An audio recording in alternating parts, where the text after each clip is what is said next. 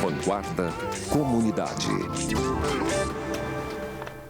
Olá, muito bom dia. Está no ar o Vanguarda Comunidade, direto do estúdio da Rede Vanguarda em Taubaté. Dia 12 de junho é Dia dos Namorados. E que tal a gente discutir sobre relacionamento? O seu romance, namoro ou casamento vai bem?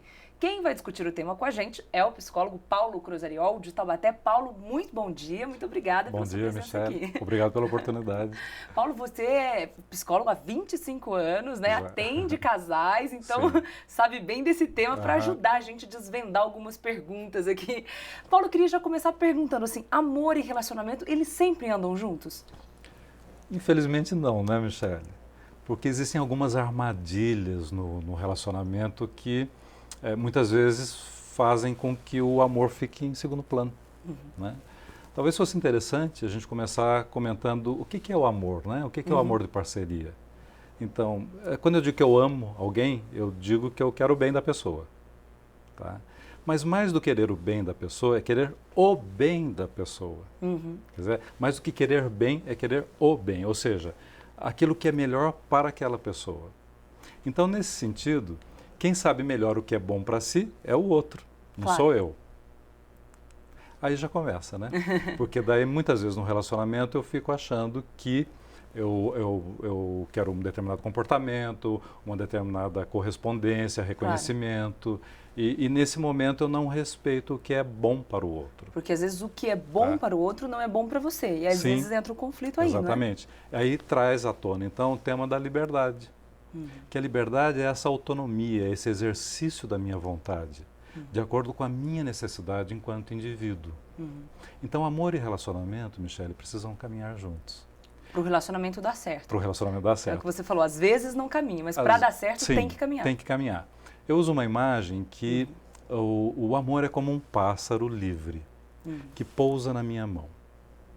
E, de vez em quando, ele voa, vai para lá, vem para cá e volta e pousa novamente. Se eu fecho a minha mão, eu sufoco, eu mato esse pássaro. Mas se eu mantenho a minha mão aberta, esse pássaro voa e volta e faz pousada na minha mão. Tá? Então o amor, ele pede essa integridade dos parceiros, que cada um seja o si mesmo, o indivíduo. Né? E quando você diz assim, liberdade, né? O que você quer dizer com isso, Paulo? Até porque nos dias de hoje, né, quando a gente fala em liberdade, em tempos de internet, de sexo fácil, de bebida, de drogas, o que significa a liberdade? Você ter um relacionamento bom com o seu parceiro, né? Aí tem que ter a fidelidade, o respeito. O que é a liberdade nesse meio? Então, mais do que liberdade de fazer o que eu quero, é a liberdade de eu ser quem eu sou. Tá? Então, porque cada um de nós, Michele, tem uma natureza. Isso aí faz parte da alquimia da vida. Eu costumo dizer assim, jabuticabeira, se ela for cuidada, ela vai dar jabuticaba. Claro. Goiabeira, se for cuidada, ela vai dar goiaba. Então, nós todos, como indivíduos, temos uma natureza que busca também se realizar, busca florescer. Então, a liberdade é a liberdade de eu viver esse florescimento da minha natureza, mais do que eu fazer o que eu quero, vamos dizer assim. Claro. Tá? Claro que o exercício da minha vontade é necessário. Eu realizar aquilo que eu gosto, aquilo que eu quero, aquilo que eu sonho. Então, esse exercício de mim mesmo enquanto indivíduo, ele é necessário para que o relacionamento aconteça. E como conseguir isso sem gerar o conflito? Já que muitas vezes entra o ciúme na relação, né? Como não gerar esse conflito de você ser quem você é, fazer o que você quer, claro, respeitando o outro, o espaço do outro, a vida do outro, mas sem gerar conflito?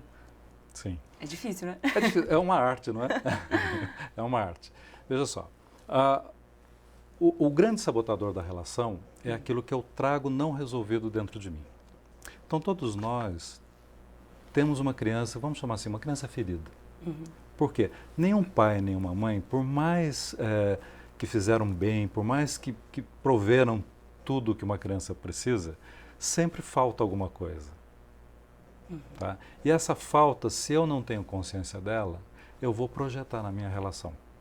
Quando eu tenho um parceiro, quando eu tenho uma parceira, naturalmente, inconscientemente, eu vou esperar que essa pessoa supra essa falta. Por exemplo, assim, falta do que e o que pode acarretar, só para a gente entender mais na prática. Sim. Basicamente é o sentimento de que eu sou.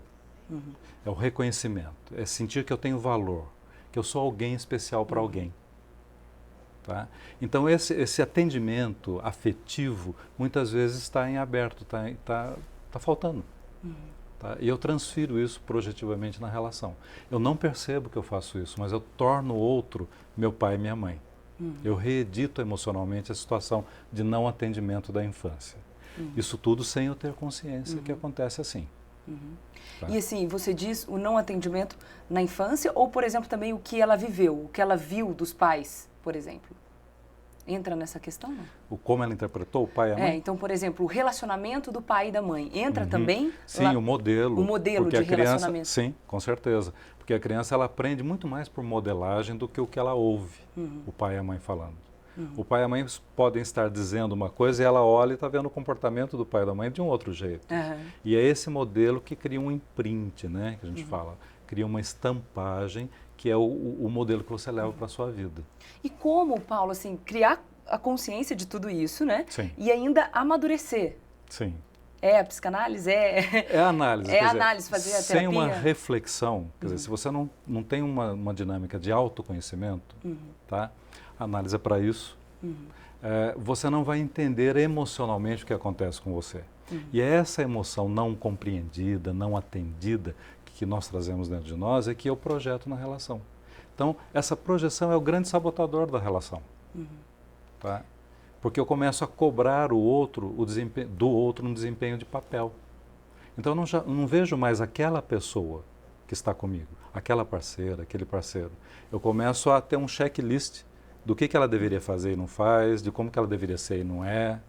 Eu fico numa queixa constante sobre o outro, sobre como o outro vive, como o outro se comporta. E isso estraga a relação. O relacionamento não sobrevive a isso. Quando eu espero do outro o desempenho do papel, eu não enxergo o outro na sua individualidade, na sua natureza, como eu estava falando antes. E é por isso que os relacionamentos terminam, Paulo? Os relacionamentos terminam porque cada vez mais vai ficando um ar assim de mágoa, de ressentimento, de frustração.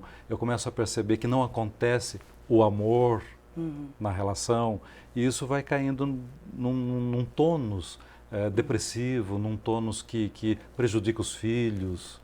Né? É aquele esgarçamento do tecido da relação, que daí você não compõe mais, você não retoma mais. E aí é difícil, né? Principalmente quando, como você citou, a pessoa quando já tem uma família, né? Tem filhos, a relação desgastada. Assim, há solução também para esse caso, quando mesmo já acabou o amor, ou é difícil resgatar tudo isso? Tem um limite, né, Michele? Tem um limite. Quer dizer, enquanto o respeito está presente, enquanto sobra um pouco de admiração pelo parceiro, pela parceira, eu posso resgatar o meu sentimento por essa pessoa.